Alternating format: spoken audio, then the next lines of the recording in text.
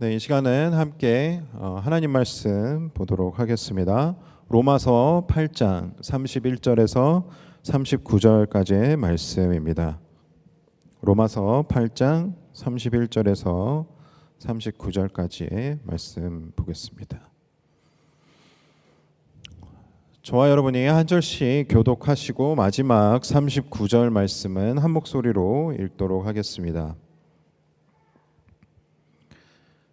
읽겠습니다. 그런즉 이 일에 대하여 우리가 무슨 말을 하리요? 만일 하나님이 우리를 위하시면 누가 우리를 대적하리요?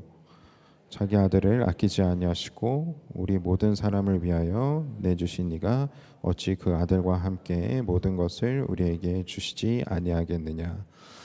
누가 능히 하나님께서 택하신 자들을 고발하리요? 의롭다 하신 이는 하나님이시니 누가 정죄하리요? 죽으실 뿐 아니라 다시 살아나신 이는 그리스도 예수시니 그는 하나님 우편에 계신 자요 우리를 위하여 간구하시는 자시니라.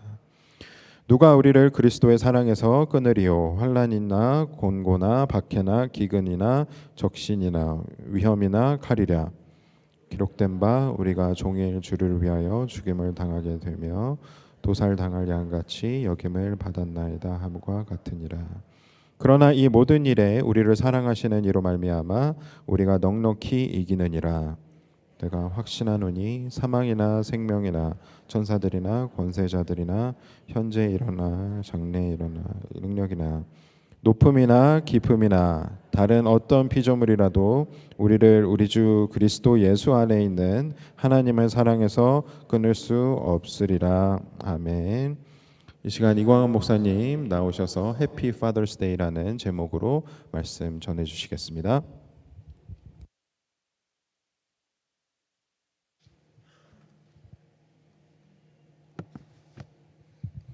네, 우리 다시 한번 인사했으면 좋겠습니다. 해피 파더스 데이. 아버님들 찾아가지 마시고 그러니까 옆에 쳐다보시면서 해피 파더스 데이 다시 한번 인사하겠습니다. 1부 때는 시간이 없어서 얘기를 못했는데 오늘 설교를 진행함과 설교 제목과는 아무런 연관이 없습니다. 그저 파더스 데이라. 왜냐하면 한 성도님이 저한테 얘기해 주신 게 기억이 났어요. 식당 하시는 분이신데 마더스 데이가 되면 이제 식당에 사람들이 와서 밥 먹고 가잖아요. 밥 먹고 갈 때 아빠 아니면 자식들이 계산을 한대요. 그래서 그렇게 하는구나 하고 나서 이제 파더스 데이 때 보시면 어떠냐면 같이 또 가족들이 와서 식사를 하고 아빠가 돈 내고 간대요. 그래서 아버님들 화이팅. 제가 설교를 준비함에 있어서 종종 하는 행동들이 있습니다. 그러니까 설교를 하기 위해 좀 준비하는 저만의 루틴이라고 하는데 그 중에 하나가 뭐냐 하면 온라인 서점에 들어가서 베스트셀러나 아니면 신간으로 나오는 책 제목들을 보는 거예요. 왜냐하면 판매 순위나 아니면 책 제목들을 보면 대략 사람들의 관심이 어디에 있는지를 파악할 수 있어서 설교 준비하는 데 도움이 됩니다. 근데 이제 비슷한 행동들을 저번 주에도 했는데 이제는 제가 일일이 서점에 들어가 보지는 않습니다. 왜냐하면 AI한테 시키면 되거든요. 그래서 이렇게 한번 검색을 해봤습니다. 2023년에서 2026년 현재까지 한국 그리고 미국의 베스트셀러들이나 발간되는 책 제목을 통해서 알 수 있는 우리 사회의 모습을 각 나라별로 정리해라 라고 해서 프롬프트를 짜서 줬어요. 그랬더니 이제 그 AI에서 뭐라고 이야기를 해줬냐 하면 첫 번째입니다. 미국과 한국 사회 각각 다른 점들을 얘기해 줬는데 미국 사회는 현실 도피적 판타지와 내면의 주도권 회복이라는 띠을 가지고 사람들이 도서를 구입을 많이 한대요. 그래서 분석하기는 아니면 AI가 소개하기를 미국의 독자들은 팬데믹 이후 심화된 정치적 양극화, 인플레이션, 기후 불안 등 통제할 수 없는 거시적 현실에서 벗어나고자 하는 경향이 뚜렷합니다라고 얘기하면서 이들이 사는 책들을 보면 로맨타지라고 해서 로맨스 판타지 소설들을 보기도 하고 아니면 스릴러 소설들을 자주 찾기도 하고 아니면 자신의 정신 건강에 도움이 될 만한 서적들을 많이 사본다라고 이야기를 합니다. 한국 사회는 어떨까요? 한국 사회에서는 이렇게 이야기합니다. 각자 도생의 피로감과 작은 위로의 갈망이라고 이야기하면서 한국 독자들은 무한 경쟁과 경제적 불안 속에서 철저히 소진되어 있으며 더 이상 노력하면 다 된다는 긍정의 메시지를 믿지 않습니다. 라고 이야기하면서 경제 서적에 굉장히 많은 관심이 있다라고 이야기를 합니다. 그리고 실제로 팔리는 책들의 제목들이나 내용들을 보면 대부분이 부동산이나 주식에 관련되어 있는 책들이 많고요. 그리고 힐링 소설, 이렇게 자기의 감정이나 아니면 자기의 어떠한 이 상황들을 조금 탈피할 수 있는 그런 힐링 소설들을 많이 찾는다라고 이야기를 합니다. 미국과 한국 이 리스트를 보면서 제가 발견한 것은 공통점입니다. 어떤 공통점이냐 하면 이들이 전혀 다른 나라임에도 불구하고 베스트셀러가 가리키고 있는 방향은 같다라는 것이죠. 미래를 내가 통제할 수 없다라는 그 불안, 그리고 그 불안 앞에서 사람들은 판타지 소설을 펴면서 잠시의 현실을 잊기도 하고 작은 가게 사장님이나 세탁소 사장님에 대한 이야기를 읽으면서 위로를 받기도 합니다. 그리고 마지막엔 그래도 결국엔 내 통장 잔고만은 내가 지켜야지라고 생각하면서 경제 서적을 붙잡는 것 같기도 합니다. 그래서 미국이나 한국 독자들의 독서 습관을 보면 무엇을 알 수 있냐 하면 자신들이 마주한 불안을 좀 해결해 보기 위해서 그러한 불안을 타파해 보겠다라는 심리가 어느 정도 반영이 되어 있다고 해도 과언이 아닐 것 같습니다. 사실 불안에 대한 문제는 비단 독서하는 사람만의 문제는 아닐 것 같습니다. 사실 독서하는 사람이건 아니건 우리는 모두 불안이라는 것으로 자유롭지 못합니다. 나름대로 다들 불안함과 여러분들 치열하게 싸우고 계실 것 같은데 불안함이 우리에게 끊임없이 정답처럼 가르치는 말이 있습니다. 내 인생을 네가 통제해야 한다. 너의 인생을 네가 가지고 있어야 한다. 라는 모토 아래 사람들로 하여금 안정감이라는 것을 향해서 끊임없이 발버둥치게 만듭니다. 그러면서 우리 삶 가운데 안타까운 모습이 한 3가지 정도 연쇄적으로 나타나게 되는데 한번 들어보십시오. 우리는 그 안정 아니면 불안을 타파하기 위해서 어떻게든 안정을 얻기 위한 방편으로 비교를 시작합니다. 끊임없이 옆을 곁눈질해 가면서 내가 남들보다 안전한가? 내가 남들만큼 갖고 있는가? 남들이 나를 우러러 보면서 어떠한 생각을 하는가? 이런 생각들을 하며 삽니다. 그래야만 상대와 내가 비교를 하며 내가 안정감을 느낄 수 있기 때문에 그래요. 근데 여러분 한번 생각해 보십시오. 옛날에는 이 비교 대상이 기껏해야 동네 사람들 아니면 내 생활 반경 안에 있는 고만고만한 이웃들이었습니다. 근데 여러분 지금은 어떻습니까? 스마트폰 보면 나보다 잘 먹고 잘 사는 것 같은 사람들에 대한 일상이 원하지도 않는데 계속해서 나와요. TV를 틀면 어떻습니까? 연예인들 나와서 자기들 살고 있는 수십억짜리 집 자랑하고 관광지 돌아다니면서 게임하고 밥 먹고 그렇게 노는 그런 일상들이 마치 평범한 일상처럼 포장돼서 나타납니다. 그러니까 어느샌가 우리가 도달해야 하는 그 안정감의 기준이 어디까지 올라가 있냐 하면 동네 이웃이 아니라 TV 속의 연예인이나 SNS에 나오는 인플루언서들, 애 키우면서 밥풀에 파는 주부들, 아니면 골프 치러 다니는 분들, 아니면 여행 다니면서 여행 블로그 올리는 분들. 그러니까 가장 누군가의 화려한 순간으로 안정감이 터무니없이 높아져 버린 겁니다. 우리의 눈높이는 그렇게 올라가고 있는데 우리의 현실은 거기에 미치지 못하니까 그 간극을 메꾸려고 우리는 무엇을 할까요? 우리 스스로를 무섭게 갉아먹기 시작합니다. 인정을 쫓기 위해서 아니면 안정을 쫓기 위해서 노력을 하다가 결국에 자신을 소진시켜버려요. 한동안 한국에서 유행하던 단어 중에 영끌이라는 단어가 있었습니다. 영혼까지 끌어모은다라는 것인데, 영혼까지 끌어모아서 집을 사거나 차를 사거나 아니면 주식에 투자를 하거나 말 그대로 영혼, 자기의 가진 모든 것들을 끌어모으는 것. 생각해보세요. 영혼까지 끌어모았다라는 것은 자기의 최고의 맥시멈보다 훨씬 더 높은 맥시멈치를 가지고 오려고 노력하는 거잖아요. 그러니까 몸이 그 강도를 견딜 수 있겠습니까? 못 견딥니다. 그래서 결국엔 우리는 영끌하다 쓰러지는 겁니다. 그리고 영혼까지 끌어모아서 정작 내가 원하는 거 해봤는데 이 정도였구나 정도. 그래서 허탈감을 느끼기도 하고 공허함을 느끼기도 하고 결국에는 다시 한번 마음에 평안이 없어지는 그 루틴을 돌게 되는 것입니다. 그리고 이러한 이해관계 안에서 가장 먼저 희생되는 존재가 있습니다. 그것이 누군지 아십니까? 바로 우리 곁에 있는 사람들입니다. 지금은 기반을 갖추기 위해서 열심히 정신없이 사는 게 맞으니까, 이 정도 나이에 열심히 사는 거 맞으니까 나중에 안정되고 여유 생기면 그때 사람들 만나봐야지.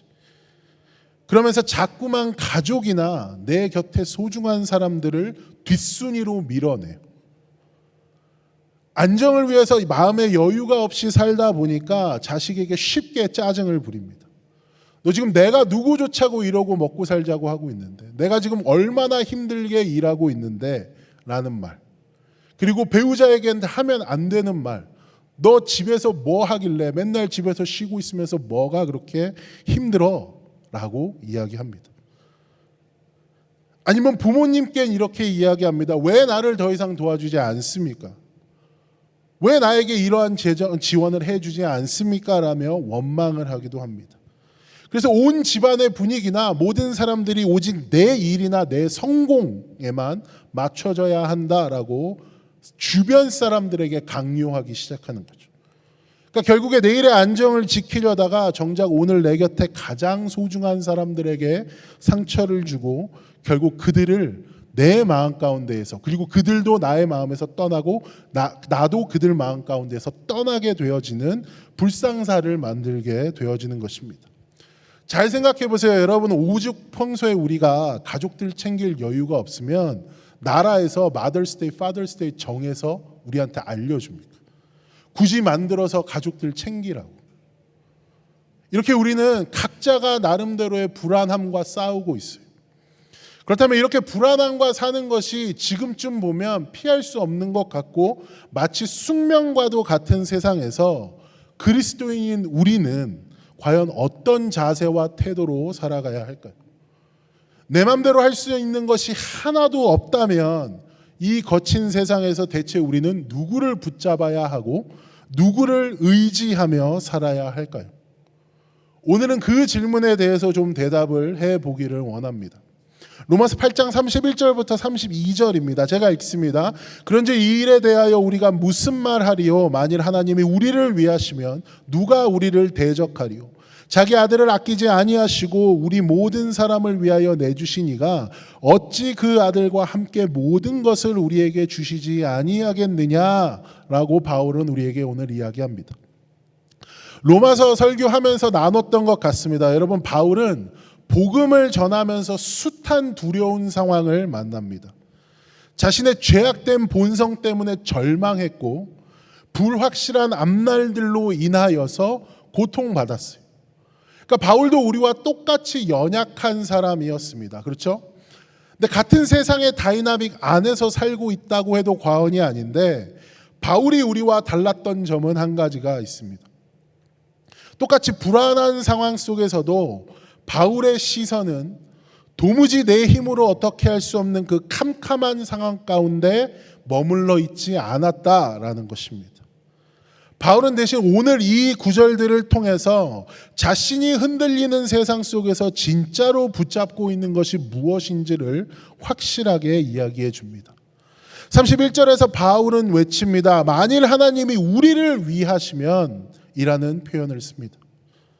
만일 하나님이 우리를 위하신다라는 표현을 바꿔서 이야기를 해보면 천지 만물을 지으신 하나님이 내 편이 되어 주신다라는 이야기입니다. 그래서 세번역 성경 가지고 계신 분들 보면 이 위하신다라는 단어를 우리 편을 들어주신다라는 단어로 바꿔서 번역했을 거예요. 어떤 것을 보셔도 상관없습니다. 바울에게 있어서 왜 이 하나님이 나의 편이라는 것이 위로가 되고 그것을 붙잡을 수 있는 근거가 되어집니까? 그 근거는 32절에 나와 있습니다. 자기 아들을 아끼지 아니하시고 우리 모든 사람을 위하여 내주신 이가 어찌 그 아들과 함께 모든 것을 우리에게 주시지 아니하겠느냐. 지금 바울이 그 근거가 무엇이라고 이야기하고 있습니까? 하나님께서 자기 아들을 아끼지 아니하시고 내어주신 분이다. 누구를 위하여? 우리를 위하여 내어주시긴 분이시기 때문에 그렇다고 그 근거를 이야기하고 있습니다. 바꿔서 이야기를 해보면 우리를 위해서 예수 그리스도가 이 땅 가운데 오셔서 십자가를 지게 하셨고 그 십자가를 지게 하신 장본인이 누구냐 하면 하나님, 그리고 그 하나님이 나의 편, 우리 편이다 라고 이야기를 해주고 있는 거죠. 그래서 우리의 편을 들고 계시는 존재가 굉장히 위대한 분인 겁니다. 근데 여러분 잘 한번 생각해 보십시오. 정직하게 여러분들의 마음을 들여다보십시오. 이거 잘 와 닿으세요? 하나님이 여러분을 위하여 예수 그리스도를 보내시고 그 예수 그리스도로 말미암아 십자가에 달려 돌아가게 만들어 주시고 하나님이 여러분의 편을 들어 주십니다라고 얘기했을 때 뭐 의례적으로 이렇게 습관에 따라 아멘 하시는 분들도 있을 거고 고개를 끄덕이시는 분들도 있을 것 같은데 정말로 그게 여러분 마음 가운데 와 닿으시냐고.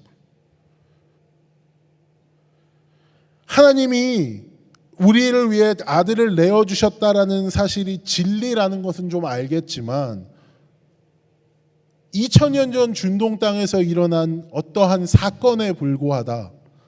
그리고 사실 그 사실이 내가 매일매일 마주해야 하는 현실과 너무 동떨어지게 들릴 때가 있다라고 생각되시는 분들이 계실 것 같아요.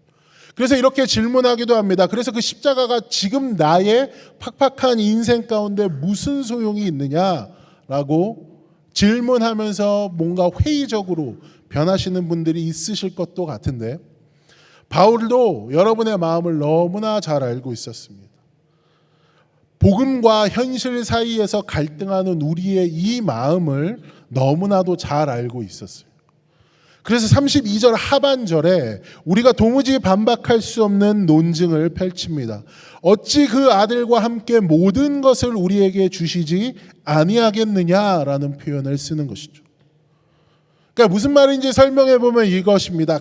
하나님께서 자기가 가장 소중하게 생각하는 자기의 자식, 그것을 십자가에까지 내어주시면서 철저하게 우리를 살려내려고 사랑하려고 하셨는데 그 존재가 지금 우리가 겪고 있는 인생의 문제들, 잠 못 자며 고민하고 있는 그 징글징글한 현실의 문제들 앞에서 너를 모른 척하고 내버려 두시겠냐라고 이야기하는 것이죠. 그리고 바울은 결코 그럴 수 없다라는 이야기를 오늘 본문 가운데 이야기를 하는 것입니다.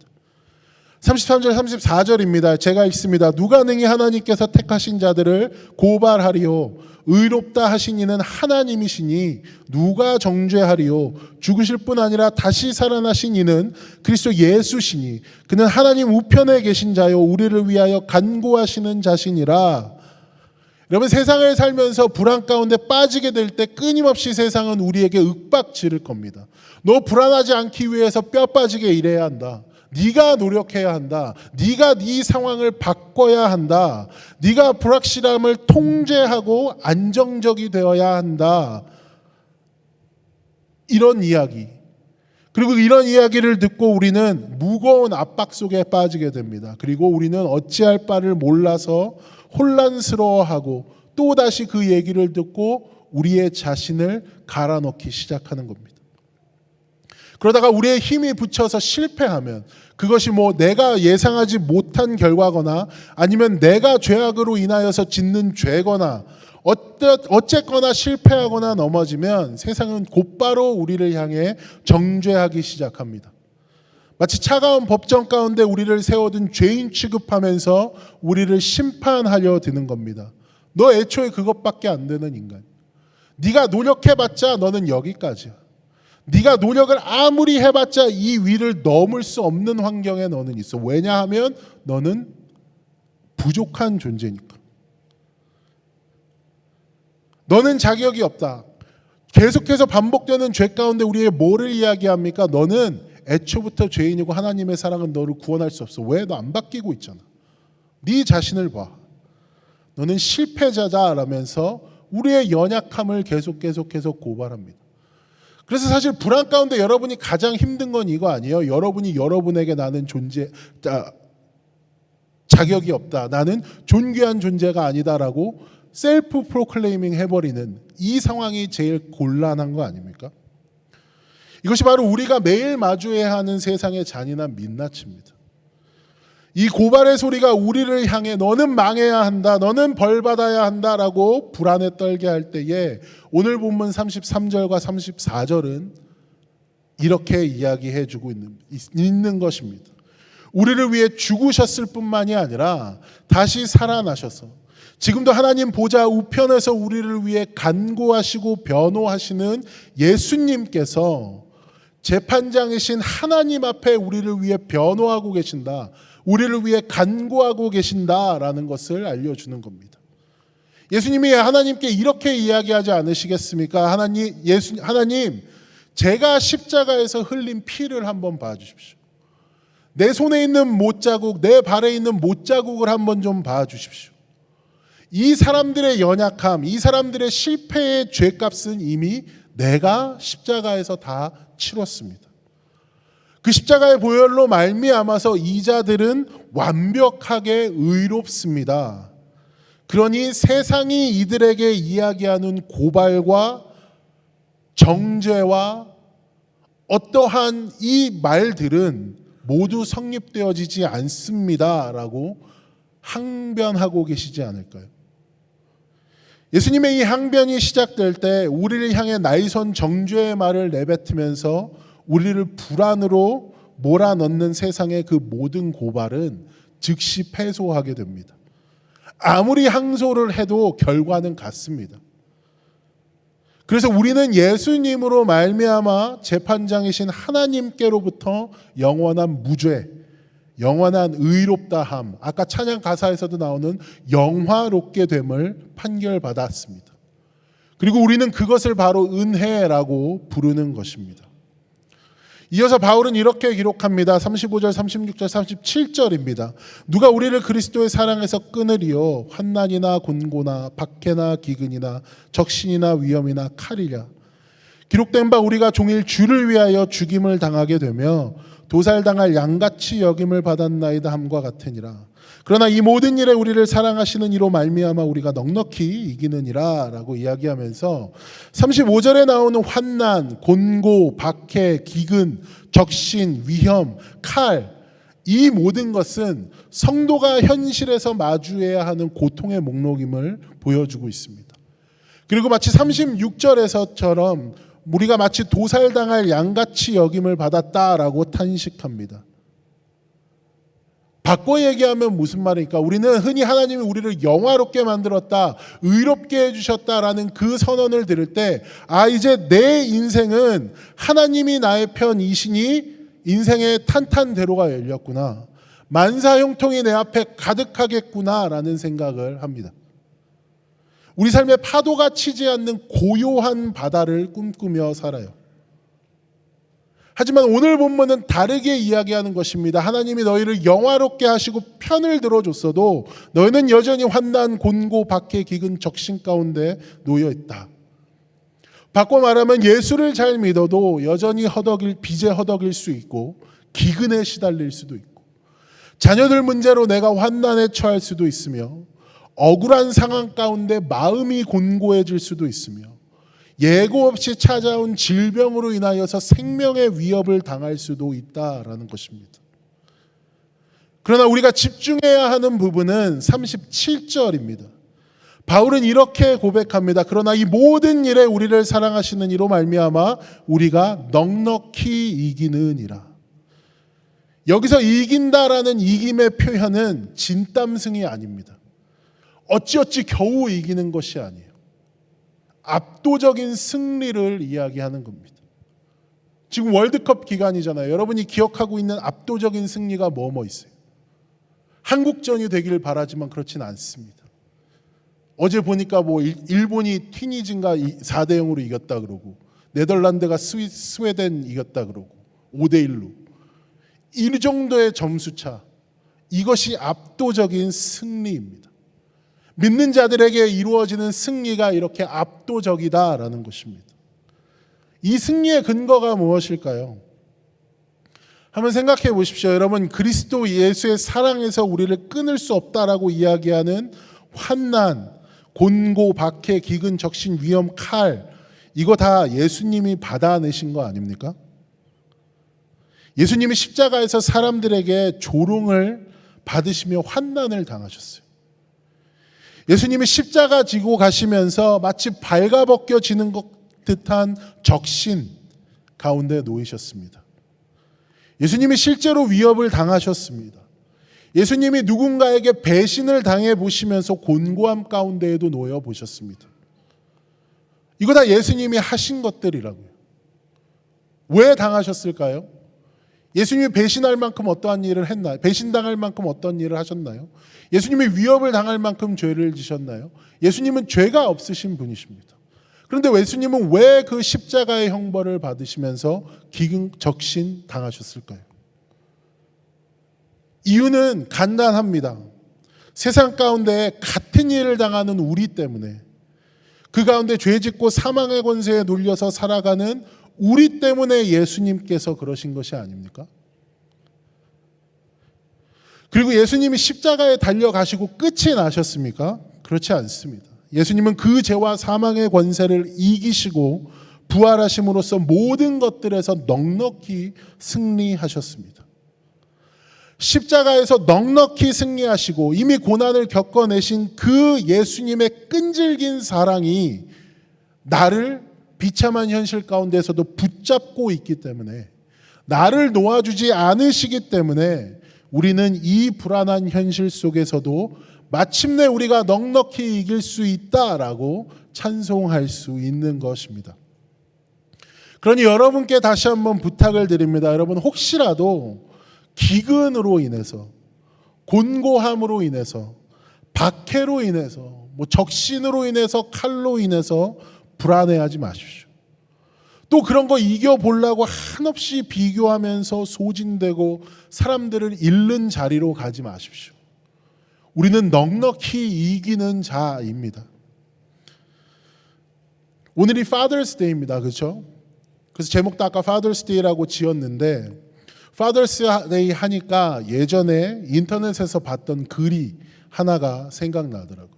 그래서 한번 소개해 드리겠습니다. 제목은 아버지가 갑자기 치킨을 사온 이유입니다. 읽어드릴게요. 아버지가 갑자기 치킨을 사온 이유. 내가 어렸을 때 그는 가끔 늦은 저녁에 전화를 걸고는 내게 이런 말을 하곤 했다. 누구누구야, 뭐 먹고 싶어? 치킨 사갈까? 한껏 톤이 올라간 그의 목소리에서 치킨이란 단어가 들려올 때면 한껏 신난 나는 이번에도 어김없이 양념치킨을 외치고는 전화를 끊었다. 그렇게 1시간가량이 지나고 누군가 계단 오르는 소리가 없어질 무렵 익숙한 그의 목소리가 들렸다. 치킨 사왔다 얘들아. 술 냄새가 진하게 풍기던 그는 얼굴이 빨개진 채로 우리 형제에게 자랑스럽게 치킨을 건넸고, 그럴 때면 우리는 허겁지겁 포장을 뜯고 치킨을 뜯었다. 그럴 때마다 나는 속으로 이런 생각을 했던 것 같다. 그가 오늘처럼 기분이 좋아서 치킨 상자를 매일 들고 오기를. 그런데 시간이 한참 흘러서 나도 그처럼 직장인이 되고 두 아이의 아빠가 되니까 이제는 그의 마음을 조금 알 것 같다. 그때 아버지가 술에 취한 채 치킨 상자를 들고 온 이유는 그날 기분이 좋았기 때문이 아니라 그날 유독 고되고 힘들었기 때문이었음을, 아무것도 모른 채 자신의 작은 선물에 뛸 듯이 기뻐하는 자식들의 모습을 보며 지친 마음을 조금이나마 위로받고 싶었기 때문이었음을 이제야 알게 됐다. 한 아버지가 자기가 어렸을 때 있던 일을 회상하면서 아버지의 마음을 지금에서야 이해하게 됐다라는 글을 쓰면서 옛날에 화제가 됐던 글을 제가 가지고 온 것입니다. 비슷한 경험이 여러분들에게도 있으셨던 것 같아요. 물론 치킨 때문만은 아니지만 여러분들 혹시라도 비슷한 경험을 하면서 아버지의 마음을 아니면 어머니의 마음을 이해하게 되셨던 경험들이 분명히 있을 것입니다. 아니면 여러분들이 그거 하고 계신지도 모르겠어요. 근데 여러분 잘 생각해 보세요. 아버지가 치킨을 사왔는데 아무 이야기도 하지 않았던 이유가 무엇일까요? 야, 내가 이거 치킨 한 마리 값 벌기 위해서 오늘 사람들한테 가서 어떤 행동했는지 아냐? 코딩을 몇 개를 했는지 아냐? 사람들한테 얼마나 싸바싸바 했는지 아냐? 근데 이걸 남겨? 남기진 않아요, 저는. 자식들이 눈치 보면서 아빠의 고단함을 걱정하지 않기를 바랬기 때문에 아무 이야기도 하지 않았던 거 아닐까요? 밖에서 무슨 수모를 겪었는지, 밖에서 얼마나 무거운 압박감에 시달리고 짓눌리는지 자식들은 사실 몰라도 되잖아요. 그렇죠? 그저 아이들이 해맑게 웃으면서 기뻐하는 모습, 그거 하나 보는 거, 그거 때문에 치킨 사갔던 거잖아요. 그거 보면 모든 게 풀리니까. 여기 있는 아이들 혹시라도 아빠가 치킨을 사오면 그런 겁니다. 우리 아빠가 힘든 일 했구나. 아빠 한 번만 가서 안아주세요. 그렇게 아이들이 아버지의 고단함을 모른 채 치킨을 기쁘게 받아 먹는 것은 저 예의를 모르는 놈이네, 아버지에게 불효하는 놈이네 라고 얘기할 수 없는 거예요. 그렇죠? 오히려 자녀이기 때문에 누릴 수 있는 엄청나게 큰 특권이고 가장 아름다운 모습이고 아비도 보기 바라는 모습이 아닐까 해요. 근데 여러분, 글쓴이가 아버지가 돼서 과거의 아버지의 마음을 이해하게 됐다라고 얘기하잖아요. 우리도 신앙생활하면서 이 십자가의 기쁨을 누리고 아이처럼 살아가는 거 너무나도 좋지만 한 번쯤은 그 아버지의 마음이 어땠을까를 한번 생각해 보기를 원합니다. 여러분, 말 그대로 예수님의 희생으로 말미암아 우리는 값없는 구원을 받았습니다.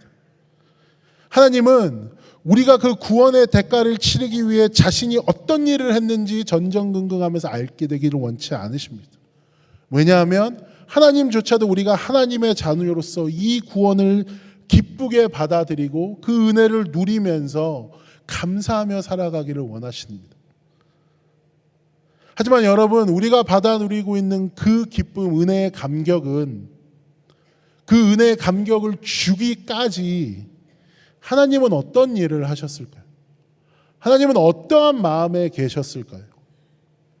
하나님은 자신의 아들이 십자가에 매달려 죽어가는 광경을 보셔야 했습니다. 그것도 침묵하시면서. 십자가 달려 돌아가실 때 예수님이 이렇게 얘기하시잖아요. 나의 하나님, 나의 하나님, 어찌하여 나를 버리십니까? 라고 그렇게 철저하게 부르짖을 때 하늘 아버지의 마음이 어떠셨을까요? 여러분, 하나님에게 어떠한 힘을 동원해서 그 십자가를 멈춰버릴 능력이 있지 않으십니까? 근데 힘없이 죽어가는 그 모습을 보시고만 계셨잖아요. 그럼에도 하나님은 침묵하셨잖아요. 왜 그러셨을까요? 자신의 아들이 십자가의 저주를 고스란히 받아내지 아니하면 오늘 본문에 나오는 이 무서운 것들, 기근, 적신, 환난, 고난, 이 모든 권세들이 고스란히 자신이 사랑하는 그 피조물인 우리에게 쏟아질 것을 아셨기 때문에 그렇습니다. 우리에게 영원한 생명과 평안을 온전하게 누리게 해주시려고 하나님은 그날 자신의 심장이 도련해지는 것한 아픔을 홀로 삼키신 것입니다. 왜요? 그 무엇도 우리를 자신의 사랑에서 끊을 수 없음을 보여주시려고. 근데 사실 이거 신약에만 있는 내용이 아닙니다. 여러분, 무지개 기억하세요? 무지개?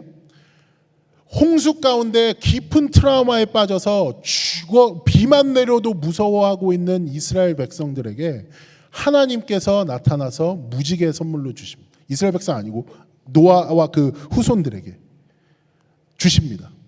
뭐 얘기하시냐 하면 나 다시는 물로 너희들 심판 안 할 거다.